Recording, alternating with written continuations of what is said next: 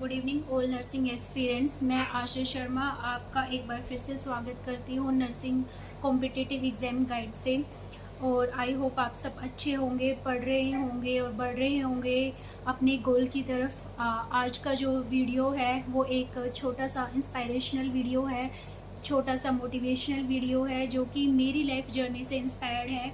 आज मैं आप सबके साथ अपनी स्टोरी, अपनी जर्नी शेयर करना चाहती हूँ, ताकि जो लोग एक दो अटेम्प्ट करके गवर्नमेंट जॉब में एक दो एग्ज़ाम लिख के फेल होके ये सोच के बैठ गए हैं कि उनसे नहीं हो पाएगा, वो नहीं कर पाएंगे, या फिर जो मेरी फ्रेंड्स हैं जो कॉन्ट्रेक्चुअल बेसिस पे काम कर रही हैं या प्राइवेट हॉस्पिटल्स में काम कर रही हैं, जिनके पास इतना टाइम नहीं है, काम करने के साथ साथ फैमिली को भी टाइम दे रही हैं, फिर उनके पास इतना स्पेयर टाइम नहीं बचता है पढ़ने के लिए, तैयारी करने के लिए, प्रिपरेशन के लिए।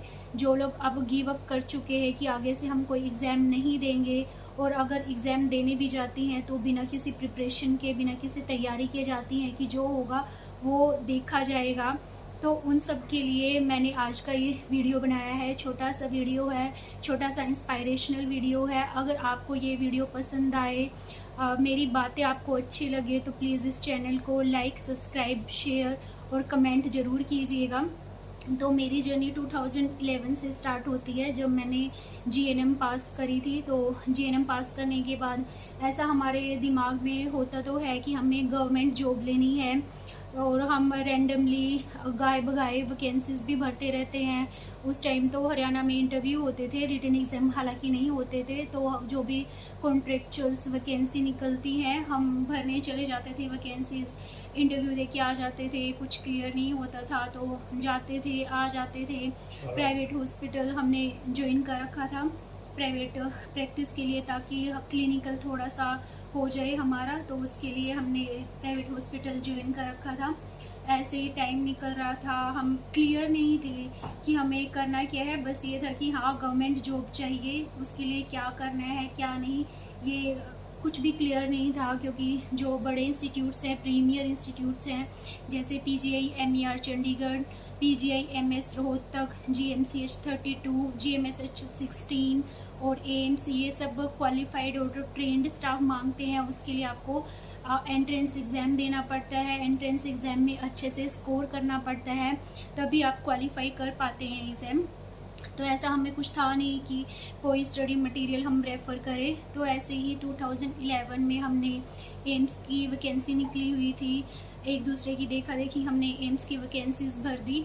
तो उस टाइम क्लियर नहीं था स्टडी मटेरियल कौन सा रेफ़र करना है, हमारे कंसेप्ट क्लियर नहीं थे, गोल क्लियर नहीं था, सेल्फ डिटर्मिनेशन नहीं था कि हमें जाना ही जाना है, हमें एग्ज़ाम क्रैक करना ही करना है।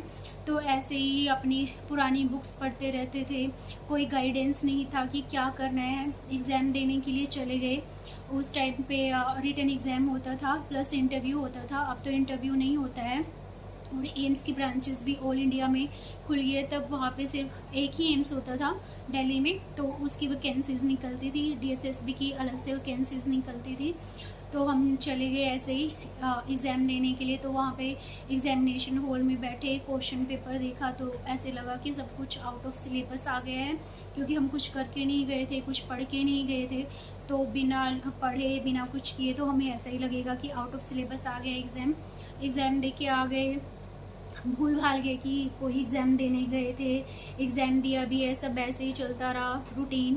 प्राइवेट हॉस्पिटल में प्रैक्टिस करते रहे। तो कुछ टाइम बाद दिमाग में अपने आप आने लगा कि ऐसे तो काम नहीं चलेगा, बुक्स रेफ़र करनी पड़ेंगी, डीपली पढ़ना पड़ेगा, तभी कुछ हो सकता है, तभी उद्धार हो सकता है हमारा। तो पढ़ना स्टार्ट किया, अपने आप सेल्फ स्टडी करना स्टार्ट किया। पहले 15-20 मिनट पढ़ते थे, उसके बाद आधा घंटा पढ़ना स्टार्ट किया, आधे घंटे के बाद बुक्स में इंटरेस्ट बढ़ता गया। 1 घंटा, आधा घंटा से 1 घंटा हुआ, 1 घंटा से 2 घंटा हुआ, 2 घंटे से 3 घंटे हो गए। तो ऐसे टाइम बढ़ता गया, और जैसे जैसे टाइम बढ़ता गया पढ़ाई का, वैसे वैसे कॉन्फिडेंस लेवल जो था वो भी बढ़ता गया। तो हम थोड़े से श्योर हो गए कि हाँ अब हम इस लायक हो गए हैं, मैं इस लायक हो गई हूँ कि मैं कोई भी एग्ज़ाम दे सकती हूँ, कोई भी कॉम्पिटिटिव एग्ज़ाम दे सकती हूँ। तो 2012 में मैंने 3 कॉम्पिटिटिव एग्ज़ाम दिए, GMCH 32 का स्टाफ नर्स के लिए, PGI MER चंडीगढ़ का स्टाफ नर्स के लिए और PGI MER चंडीगढ़ का पोस्ट बेसिक BSc नर्सिंग के लिए, क्योंकि मैं पोस्ट बेसिक BSc नर्सिंग करना चाहती थी लेकिन प्राइवेट इंस्टीट्यूट से नहीं, गवर्नमेंट इंस्टीट्यूट से, तो मेरा वहाँ पे सिलेक्शन हो गया और मैंने वहाँ पे all India 3rd rank secure किया। तो उस टाइम पे मुझे ऐसे लग रहा था कि बेसिकली मैंने हार्ड वर्क किया, सेल्फ स्टडी किया, लेकिन ऐसा लग रहा था कि जैसे मैजिक हो गया है, और लिटरली ये मैजिक ही था। लेकिन मैजिक था किसका? मेरी सेल्फ स्टडी का। मैंने जो इनपुट दिया था अपनी बुक्स में, तो वो मुझे आउटपुट मिला। जो मैंने थोड़ा करके स्टार्ट किया था वो अब हायर लेवल पे पहुंच गया था, क्योंकि हम ज़ीरो से स्टार्ट करते हैं। हमेशा कोई भी चीज़ 100% नहीं होती है, हमें हमेशा ही ज़ीरो से स्टार्ट करना पड़ता है। ज़ीरो से स्टार्ट करके ही हम हायर लेवल पे पहुंच जाते हैं। तो मैंने BSc नर्सिंग 2012 से स्टार्ट किया पोस्ट बेसिक। तो उस दौरान हम कोई भी कॉम्पिटिटिव एग्ज़ाम के लिए हम फॉर्म अप्लाई कर सकते हैं। तो 2013 में मैंने एम्स की वैकेंसीज़ निकली, क्योंकि एम्स, मुझे ये था कि एम्स तो जाना ही जाना है। तो 2013 में मैंने एम्स की वैकेंसी भरी, वहाँ पे हार्ड वर्क किया। मुझे याद है अभी भी, हम रात को फ्रेंड्स का सर्कल था, आपस में टॉपिक डिस्कस करते थे, जो नहीं आता था एक दूसरे से समझते थे। तो मैंने 2 बजे के आसपास हम सोते थे, लाइब्रेरी जाते थे, फिर आके रूम पे फिर खाना खा के फिर से स्टडी स्टार्ट कर देते थे। 2 बजे सोते थे, 5 बजे फिर से उठ जाते थे। तो उस टाइम पे हमारे हार्ड वर्क का लेवल इतना ज़्यादा था कि हम सबको ही था। हम टोटल 16 या 20 स्टूडेंट्स का बैच था। हम सबके मन में ये था कि हम एम्स क्रैक करना ही कर रहे हैं, और मेहनत हमेशा रंग लाती है। मैंने एम्स का एग्ज़ाम क्रैक किया, इंटरव्यू हो गया। इंटरव्यू काफ़ी अच्छा गया, क्योंकि हमारे कंसेप्ट्स क्लियर थे, थ्योरी हम बहुत ज़्यादा क्लियर हो गई थी। तो इंटरव्यू बहुत अच्छा था, और मैंने एम्स में, ऑल इंडिया एम्स में 237 रैंक सिक्योर किया अनरिजर्व्ड कैटेगरी में, क्योंकि मैं अनरिजर्व्ड कैटेगरी में आती हूँ। तो 237 रैंक मेरे लिए सेटिस्फैक्ट्री था, क्योंकि जो मैंने बुक्स को इनपुट दिया था वो मुझे आउटपुट मिला। तो मैं बहुत खुश थी। मैंने एम्स ज्वाइन किया। उसके बाद फिर मैंने PGI चंडीगढ़ का भी एंट्रेंस एग्ज़ाम दिया, वो भी क्लियर हुआ। तो कुछ इश्यूज़ की वजह से मैंने वहाँ पे ज्वाइन नहीं किया। उसके बाद जो भी एग्ज़ाम मैंने दिया वो क्रैक किया, लेकिन ज्वाइन करना वहाँ पे या ना करना वो मेरी मर्ज़ी थी। तो अभी मैं प्रेजेंटली तो स्टेट गवर्नमेंट में वर्किंग हूँ।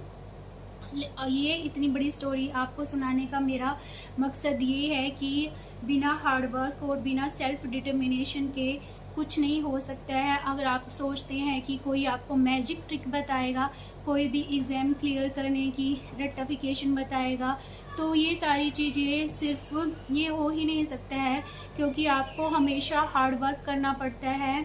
हमेशा हार्ड वर्क करना, हर चीज़ के लिए हार्ड वर्क करना पड़ता है। और अगर आप ज़ीरो है तो प्लीज़ आज से स्टार्ट कीजिए, अच्छा स्टार्ट कीजिए, और कल की वेट मत कीजिए कि आप कल स्टार्ट करेंगे।